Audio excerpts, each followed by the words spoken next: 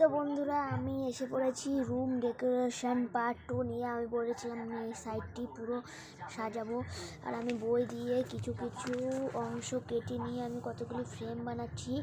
ফ্রেমগুলি বানানো হয়ে গেছে। আমি একটি বানিয়েছি স্বামী বিবেকানন্দের ফ্রেম, তোমরা দেখতেই পারছো। একটি বানিয়েছি আইস রুম, আইস ঘর, যেগুলো বরফের দেশে থাকে। এইটি একটি বানিয়েছি, এটির একটি ফ্রেম বানিয়েছি। আর এটি একটি কেটে নিয়েছি চাষির, এটি দিয়ে আরেকটি ফ্রেম বানাচ্ছি। আর এইভাবে এটা এখানে লাগবে, এই যে দুটো এইভাবে এখানে লাগবে।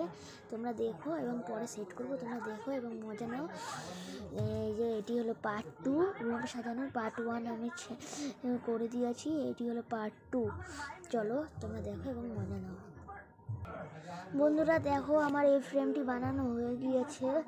এবার আমি এটির এখানে দেখতেই পারছো, এবার সুতা লাগাবো, তারপর তোমাদের দেখাচ্ছি। বন্ধুরা আমি দেখো আমার বানানো হয়ে গেছে আইস রুম স্বামী বিবেকানন্দর একটি ছোট্ট ইসে। তারপর বন্ধুরা আমার এটি বানানো হয়ে গেছে বসন্তকাল আর বর্ষাকাল কৃষি কাজের। এবারে দেখো আগের ব্লগে আমি তোমাদের দেখিয়েছিলাম আমি এইটুকু বানিয়েছিলাম। এই যে আমি এইটুকু বানিয়েছিলাম নিচ দিয়ে এইভাবে জোগাড় দিয়ে, এইভাবে একটি কার্ডবোর্ড দিয়ে আমি একটি ইসে বানিয়েছিলাম ফুলদানি রাখার জন্য। এই যে এই ফুলদানির ভিতরে মানে কলমদানি, এর ভিতরে কলম থাকবে, এটি বানালাম। এই সাইডটি এখন ওইগুলা আমি ফ্রেমগুলি বানালাম, ওগুলি দিয়ে সাজাবো, তোমরা দেখো এবং মজা নাও। বন্ধুরা এই যে স্বামী বিবেকানন্দর ইস্যুটি আমি এখানে দিয়ে দিলাম।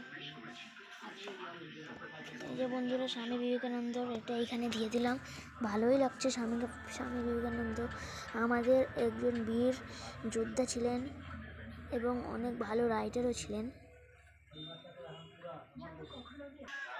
বন্ধুরা এখন আমি এই আইস রুমটা এখানে চালাবো।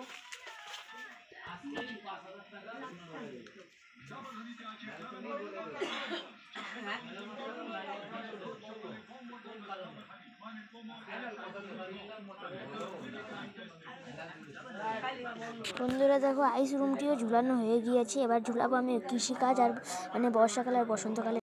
বন্ধুরা আমি এটি এখানে ঝুলিয়ে দিলাম কৃষিকাজ আর বসন্তকাল আর বর্ষাকালেরটা। তো কেমন লাগলো তোমার এই ব্লগটি কমেন্টে বলে দিও। আর ডেকোরেশনটি কেমন লাগলো, ছোট্ট ডেকোরেশন আমার এই রুমের। তো পরের ব্লগে দেখা হচ্ছে, অন্য কিছু নিয়ে ফিরবো। ততদিনের জন্য tata, bye bye, so watching and by.